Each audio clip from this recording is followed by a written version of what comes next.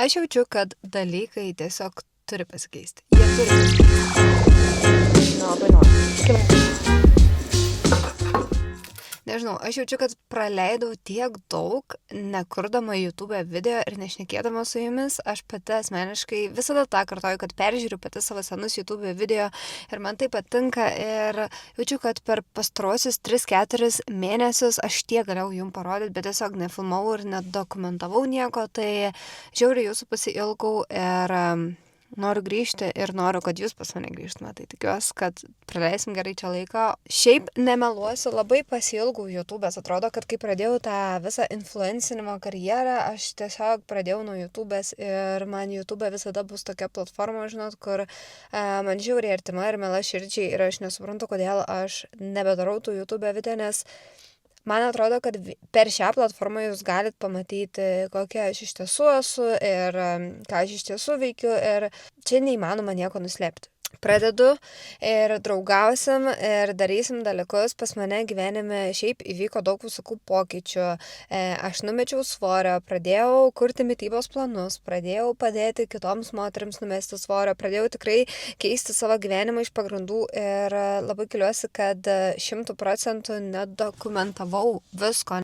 Bet kiek mane sekit Instagram'ai matėt ir pabandysiu kuo daugiau čia irgi parodyti. Pastarieji metai, tas visas mano pokytis, svorio metimas, išmokta buvo daug pamokų, kaip sveikiau reikia gyventi ir šiaip dabar žiauriai gerai jaučiuosi, turiu daug energijos ir tikiu, kad ir jūs galite pasisemti šiek tiek iš manęs motyvacijos ir aš tikiu, kad tikrai galiu jums padėti, tai noriu visą tą informaciją perteikti per YouTube, per savo visas kitas platformas, tai tikiuosi, kad čia pasiliksit. Gyvenime yra 2 tipai, tai A ir B. A žmogus yra toks pedantas, viską planuojantis ir viskas susidėjęs į savo vietas. Nežinau, toks, žinot, kur ekstra produktyvus ir ekstra viskas turi būti palei planą. Aš visą gyvenimą buvau tipo B žmogus, kur nežinau, aš tiesiog go with the flow, va taip visada einu per gyvenimą ir viską darau paskutinę akimirką, neplanuoju daug,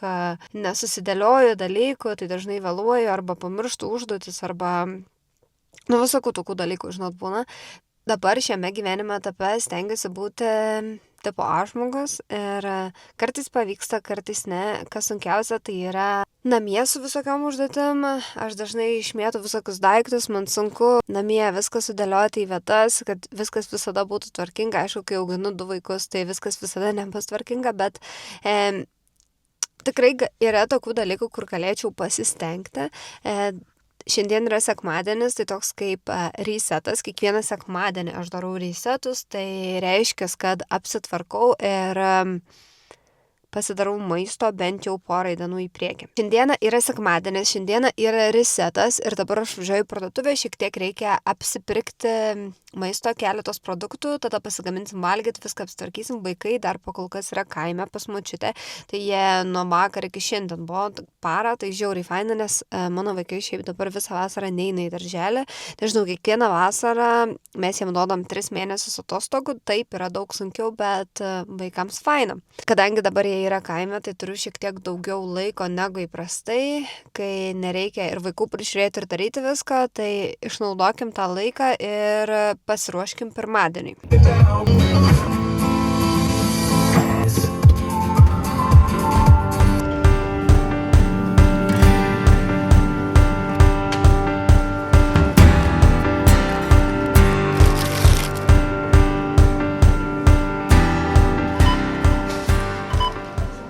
Tai dabar kartu išpakuosim, ką maždaug nusipirkau. Šiaip dažniausiai parduotuvėse Lidl, Maximai perku tą patį per tą patį, tai niekam dažniausiai produktai nesiskiria ir kai randu su akcija žuvies, krevečių, lašišos visada pasiemu, nes kažkaip vienam mylui krevetės pirkti 6 eurus, dažnai tipo per prabangų, tai jeigu randu nukainuotą, nusiperku ir tą pačią dieną išsikepu meal prepui. Tai dabar parodau, ką nusipirkau ir tada pasidarysim meal prepą bent jau porai dienų ir dar, tu į darbą pats valg darysis, tau padaryti? Nes aš kai darysiu dabar meal prepą, aš tau galiu padaryti. Tai pasidarysiu aš. Tikrai? Jo. Tai darysim tik meal prepą savo. Ir dar norėjau pasakyti, kad, žodžiu, užsukau į Pepko ir nusipirkau porą tokių dėžučių ar kažko tokio, kad viską gražiai susidėti. Dabar humusas. Jeigu nesigaminu humuso namie, tai tada Maksimai yra va tokie va labai nebloga alternatyva. Nepridėta visokių nesąmonių.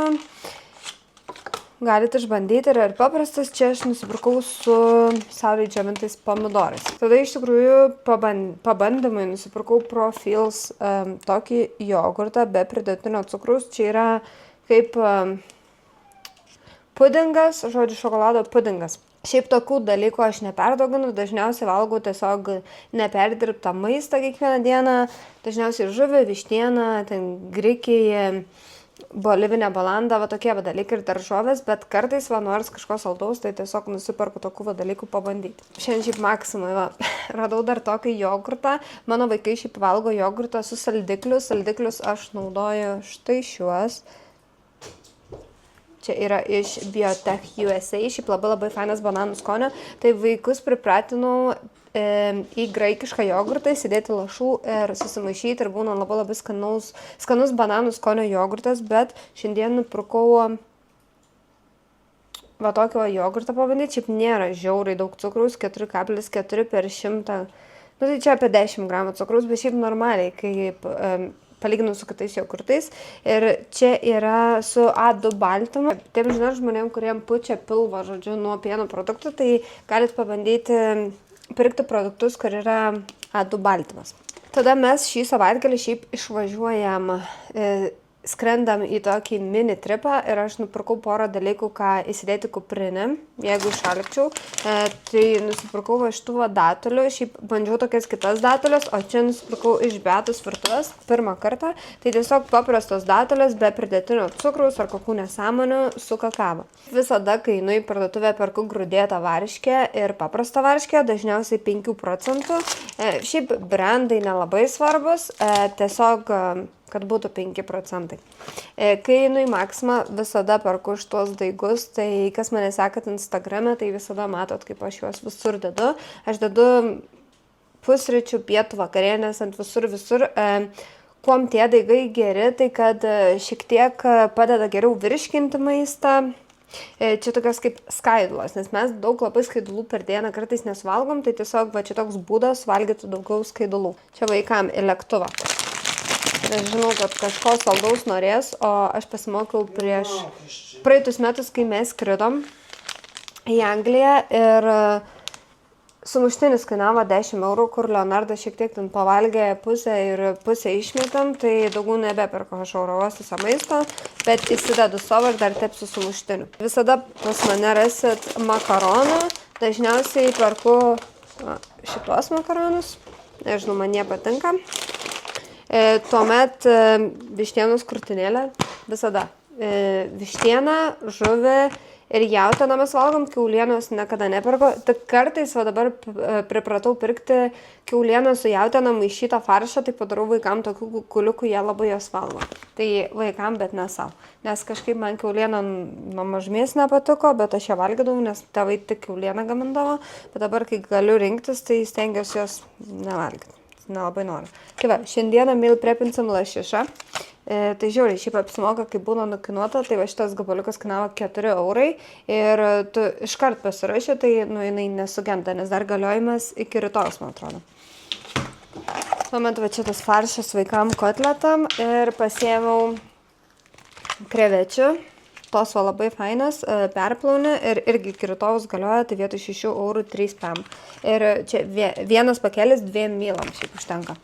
Tuomet bananai, visada bananus turiu, nes dažniausiai ne tai, kad mes valgom tiesiog bananus, bet dedam juos į kepinius, kad pasaldinti natūraliai blynus, vaflius arba šiaip ką nors.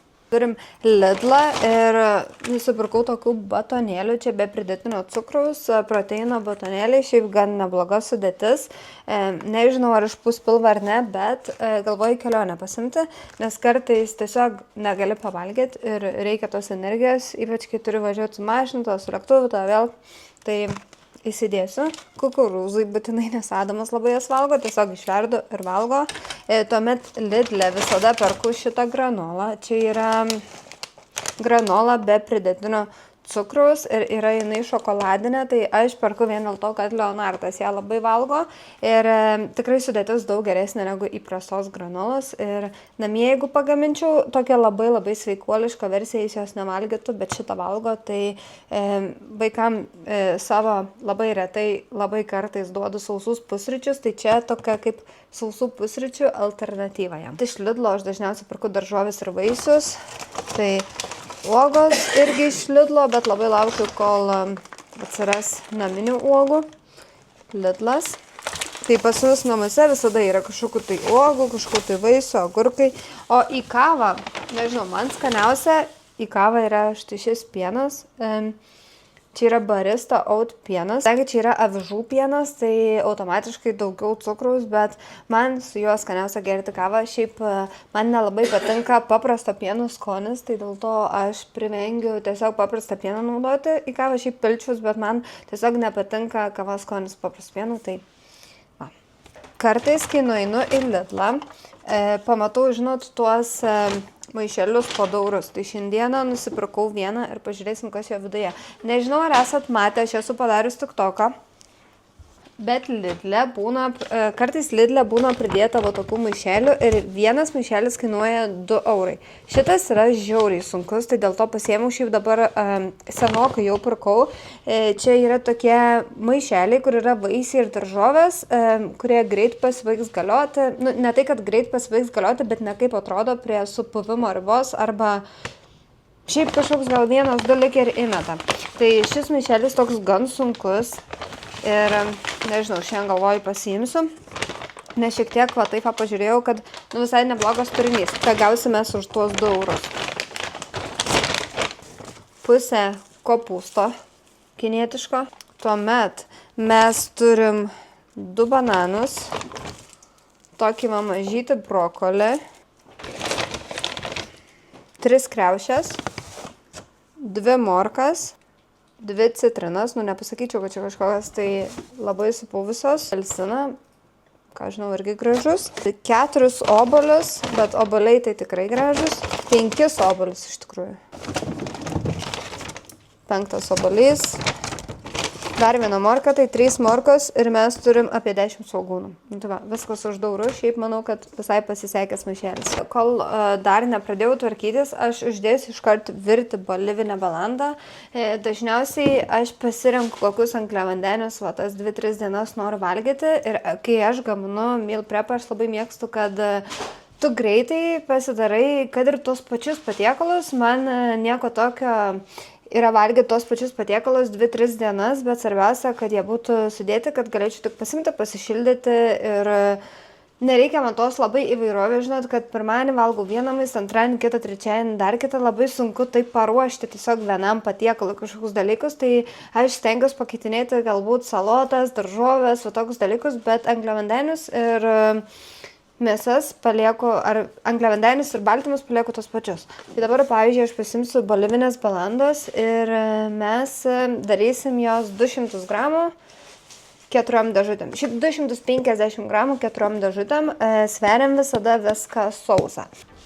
Stengiuosi viską daryti vienam puode, kad neprisijaukt labai daug indų. Angliškai bolivinė balanda yra quinoa, tai galbūt tas žodis artimesnis. 50 mes atsisveriam. Gerai. Ir mes dabar ją visą išplausim ir tada įdėsim 2 gubai daugiau vandens. Tai kad apsemtų ir dar šiek tiek būtų virš. Eik.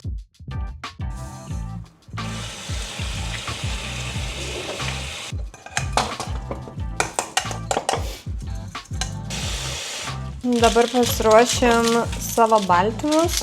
Tai ant keptuvės kepsiu krevetes, čia kepsiu lašišą. Tiesiog nieko fancy, greitai. Druska, pipirai ir citrina. Ir dar turiu vieną žuvį, kurią vakar atsišildžiau, tai bus lašiena pavalgyti. Šiandien darau lašišą ir baltą žuvį. Šiaip jeigu nepatinka žuvis, galit vištieną daryti, galit visada keisti, svarbu, kad gramai atitiktų. Šita žuvis yra 250 gramų, tai čia bus po 125 gramus.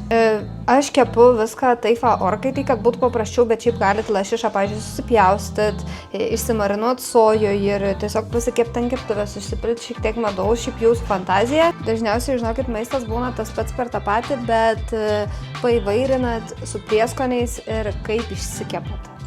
Prieskonių tikrai negalėkit, nereikia ten valgyti maisto be druskos ir be skonio. Tikrai, prieskoniai tas dalykas, su kuom jūs viską paįvairinsit. Mes turim žuvį ir dedam ją kepti. Šiaip meal prepas neturėtų užimti žiauriai daug laiko.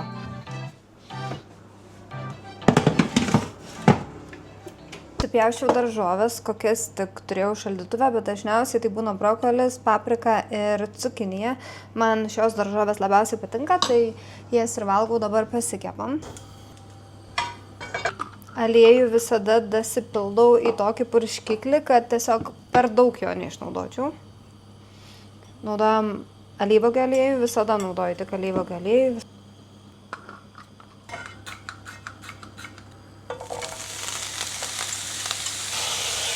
Daržoves galit kepti ir karšto oro gruzdintuvėj arba orkaitėj, kaip jums patogiau. Šiaip daržoves, jeigu kas pas mane užsisakot mitybos planus, tai daržovės aš prašau gramais, bet dažniausiai asmeniškai aš daržovių nesveriu. Maždaug įsidėti kiek suvalgai, nes daržovės yra labai mažo kaloringumo dalykas ir kaip tik kuo daugiau jų prisidedi, tuo geriau, nes tada padidina tavo patiekalo apimtį. Tai jeigu jums patinka valgyti daug, tai padauginkit daržovių, padauginkit visokių ten agurkų, pomidorų ar žalių, tiesiog salotų. Taip atrodys, kad suvalgo daugiau, bet kalorijų kiekis nebus labai ten didesnis.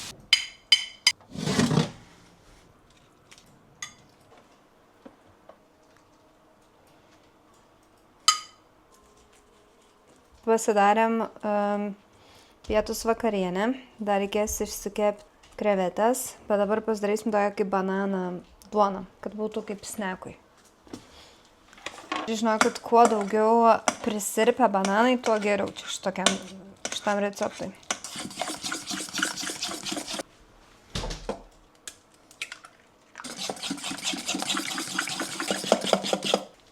Vanilės skonio lašų naudosim. Dabar dėsim 160 gramų avižų miltų. Šiek tiek per daug, nieko tokio neims. Šiek tiek druskos. 2 arbatinius šaukštelius kepimo miltelių. Ir pusę šaukštelio sodos. Dar kartą išmaišom. Ir aišku, labai palei skonį, bet galit įdėti cinamono. Aš įdėsiu meduolių prieskonius, nes cinamono neturėjau. Bet irgi gerai bus. Ir dabar mes dėsim šokolado gabalėlius. Turiu tokius, pirkau kažkada Lidle, bet dabar jau jų nebėra. Tai labai gaila, nes iš tikrųjų pigus variantas buvo. Šiaip jie kažkaip brangiai kainuoja, Maxima ypač. Nu, įdedam. Nėra būtina, bet bus skanu.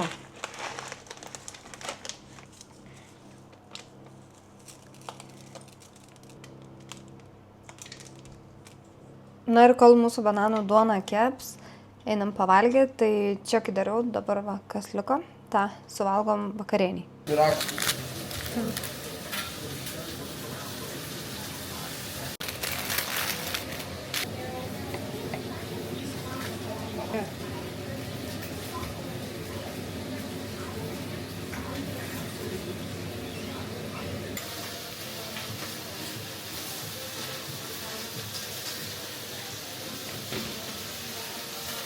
Viską susikepiau, kol vaikai buvo kaime, iš tikrųjų pasidariau rytoj visai dienai praktiškai maisto. Tai 2 dėžutės, dar pasidariau užkandį, šitą banano duoną ir šitas receptas, ta prasme, niekada nenuvilia, niekada. Šiaip žiauriai minkšta, labai skani, dar galima užtepti, tarkim, riešutų sviesto arba jogurto, užsidėti vaisių, tokį pasidaryti kaip desertą. Nežinau, man tai žiauriai skanu ir kai tokius valgau, net nesinori jokių bandelių ar tortų, žinot. Toks tikrai, jeigu labai norisi kažko saldaus, tai užmuša tą norą, kai tokius valgai. Ir tikrai daug sveikiau negu valgyti kažkokią tai bandelę, kur vien tik cukrus ir balti miltai. Kadangi aš pusryčius turiu begalės laiko daryti, nes darau vaikam, tai pusryčių dažniausiai nesiruošiu ir vakarienę karts nuo karto nesiruošiu, man yra svarbiausia pietus, todėl kad pietų dažniausiai aš neturiu laiko savo pasigaminti, gaminu vaikams, tai man reikia pasidaryti pietus, būtinai turit pabandyti šitą receptą, būtinai. Tai šiandien nuėjau ir į Pepką. Ir nusipirkau tokių indelių. Čia tokie indeliai, kur atskiri produktus, kad neišsimėtytų viskas vienam stalčiui, nes aš manau, kad kai turi sistemą, tada lengviau palaikyti tą tvarką. Pas mane stalčiuose sistemos nėra, tai viską tiesiog sumetu ir po to nieko neberandu. Iš tikrųjų esu žiauriai apmažinus makiažą. Dabar labai daug kažko naujo neperku. Pirmą galvojau, kad dažysiu mergaitės, tai prisipirkau kosmetikos, bet iš tikrųjų supratau, kad ne mano vaibas, bet galiu apie tai papasakot vėliau. Ir nusipirkau dabar, kad susitvarkytą savo kosmetiką, kad niekas nebeišsimėtų, nes viskas ten nekaip atrodo. Ir tuomet mano rūbų spinta visada kažkaip susijaukia, nes nedaug tų stalčių ir viskas susigrūda ir išsimėto. Tai nusipirkau 2 tokias dėžutes ir galvoju, gal tiesiog rūbus, ten džinsus kokius ar kelnes ar maikės sudėti va taip į dėžutes ir į spintą ir tiesiog iš dėžutės imti. Nežinau, mano buvo tokia idėja, pažiūrėsim kaip atrodys. Po truputį besitvarkydama apmažinsiu nereikalingų daiktų, nes visada tų daiktų prisikaupia, ypač kai dirbi tokį darbą kaip aš, kai gauni daug daiktų ir tada reikia atrasti jam vietą, bet kartais jos tiesiog nėra. O nėra vietos dėl to, nes reikia kažką pašalinti, kad atneštum naują daiktą, mano tokia logika. Ir jo, stengsiuosi apsitvarkyti, kad kuo mažiau būtų nereikalingų dalykų aplinkui, kad lengviau būtų susitvarkyti ir lengviau būtų sukurti sistemas, kad kiekvienas daiktas turėtų savo vietą.